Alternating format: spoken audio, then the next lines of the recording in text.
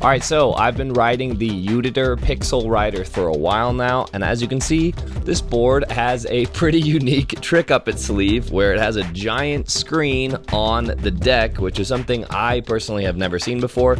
So I want to tell you guys what my experience has been with this board, and full disclosure, Uditer did send this over for review, but they have no control over what I say in the video. These are all going to be my thoughts and opinions. Alright, with that out of the way, let's get started with the specs. And to be honest with you, the specs for this board for this price point, they're not gonna blow anything out of the water. The battery, the range, the power, the acceleration, all of that is pretty normal for what you would see in this price range. And that's kind of to be expected because, as you can tell, Uditer was not aiming for the best specs. They wanted a cool factor, and that's what they were going for with this screen. As far as the specs go, we've got a range of between 20 and 25 miles is what Uditer claims. I wasn't getting that. I was getting how I ride, which I'm a heavier rider. I weigh about 190 pounds, and I ride basically as fast as the boards will go most of the time, and then I brake aggressively.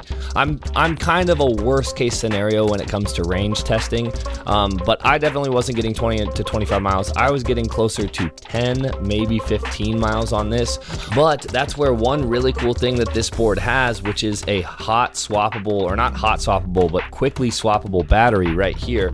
So you can easily unclip the battery and put in a fresh one, and it takes, they claim 10 seconds. I mean, it doesn't take very long at all. It does take only seconds. So the ability to extend your range basically indefinitely. You can buy as many batteries as you want, and then swap those on the go. You can keep them in your backpack and swap them on the go. That makes the range kind of a non-issue. That being said, if the battery wasn't swappable, the range probably would be an issue for a rider like me, or if you're something similar to me where you ride aggressively and you burn through battery quickly. As far as the motors, they've got 600 watt in-hub motors. That means you get all the benefits of in-hub motors, meaning they're quiet, they don't need maintenance with like replacing belts, they regenerate electricity very efficiently when they're braking, and you get all the negatives, which is that you can't really swap out new wheels onto the back. You can put new sleeves on the motors, but since the motor is part of the wheel, it's harder to find interchangeable wheels. They're also generally less power than belt motors, but again, they are way quieter. And one of my favorite features about in-hub motors is that you can kick the board, like if you ran out of battery or if you just feel like pushing because your buddy is on a regular skateboard, you can kick the board and there's almost no rolling resistance. So it's not difficult to just push it like a regular skateboard, and that is not the case for most belt-driven boards.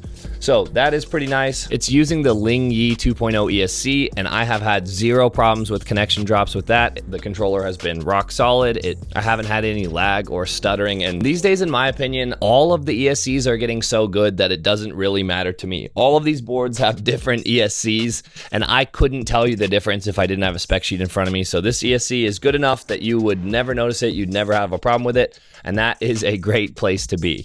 Also, I'm going to set this down because it's getting kind of heavy to hold, but the deck obviously has a screen on it, and my biggest question when I saw that the deck has a screen on it is, how is the grip tape going to work? Are you still going to be able to have grippy grip tape that'll actually lock your feet on? And the answer is, the grip tape actually works pretty great. I would say it's not quite as good as regular skateboard style grip tape where it feels like sandpaper. This doesn't feel like sandpaper. It feels more like a plastic with a texture applied. That being said, I haven't had any problems with slipping or my feet sliding off the board. I just don't feel quite as secure as on a regular board, but I would bet you for the vast majority of people, especially if you're not riding over like 25 miles an hour, you're not gonna notice any difference from regular grip tape. I think it works totally great. Although one thing I do want to add to the grip tape is on a normal board, as you can see, they get dirty. I mean, you ride them and they're gonna get dirt on them, and the grip tape is going to get dirty. And on a normal board, I don't really care that my grip tape is dirty. It just looks a little bit dirty, but no problem.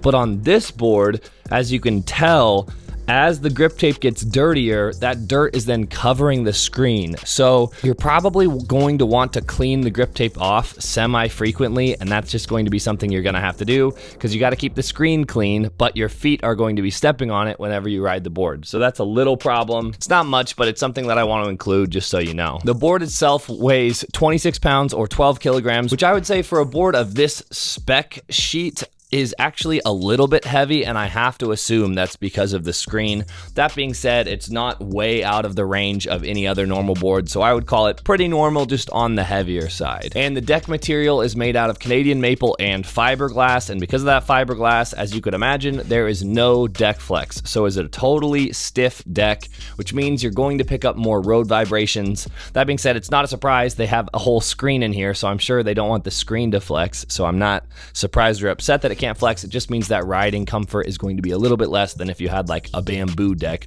that would absorb some of those bumps. Oh, and the battery itself is 328 watt hours. So okay, we've gone this time without talking about the screen too much, so let's talk about the screen. This screen is pretty impressive. In broad daylight, like with the sun shining directly on it, you can still see the screen, which I was not expecting to be able to do. That being said, the screen definitely looks a lot better in the dark, and in my experience, when I'm riding it during the day and I have all the lights on, people will notice that there are lights on the board, but only when I'm close and only if they're kind of looking or paying attention.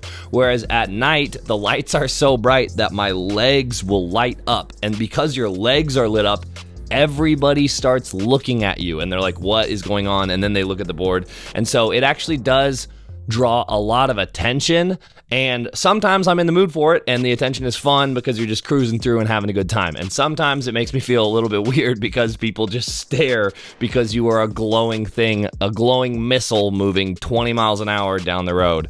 So just know that you probably will be the center of attention if you have the board lights on. That being said, if you don't want to be the center of attention, you can always turn them off. No big deal there. And one question I had is, how much is the screen going to affect the board's range? Because I care a lot about range, and obviously the screen uses electricity, so how much is it going to affect that? And it seems like, I haven't done super thorough testing, but it seems like the effect is somewhat negligible. What has a much larger effect is how fast you're riding, how often you're braking, how heavy you are, if you're going up hills, that sort of things. Those sorts of things. Those affect the range a whole lot more, but the screen itself being on or off doesn't seem to affect it too much. And if you're looking to make your own custom things that you want to put on the screen, you can do that. You basically have a whole paint studio on the app, which will then send directly to the board, so you can choose from some pre-selected GIFs or videos or pictures or whatever you want, but you can also make your own, and I think that's pretty cool. It's basically infinitely customizable with like a modern version of MS Paint, and then you can just doodle whatever you want to show on the top of your board and immediately send it, and there's no lag between the two, and they send, and then you just have your new artwork that you put on the board. And I actually have been really enjoying that. I'm trying to get one of my friends who's an artist, I'm trying to get her to make something specifically for the board so that I can have some custom artwork that'll be on the board. But yeah, Uditer did a really good job with the customizability of the screen, because they basically give you full control. You can put whatever it is you want on there in any way. You can have it cycle through different things, have it glowing different rainbows. You can do a ton of different things. So yeah, I think they knocked it out of the park with the ability to actually use the screen and not be locked down to what the presets are. And then we got to talk about price. Right now, the price is set for $800 for just the board and one battery, and then $900 if you want to get the board with an extra battery. And that is obviously not cheap. And what I have to say is, no, it's not cheap.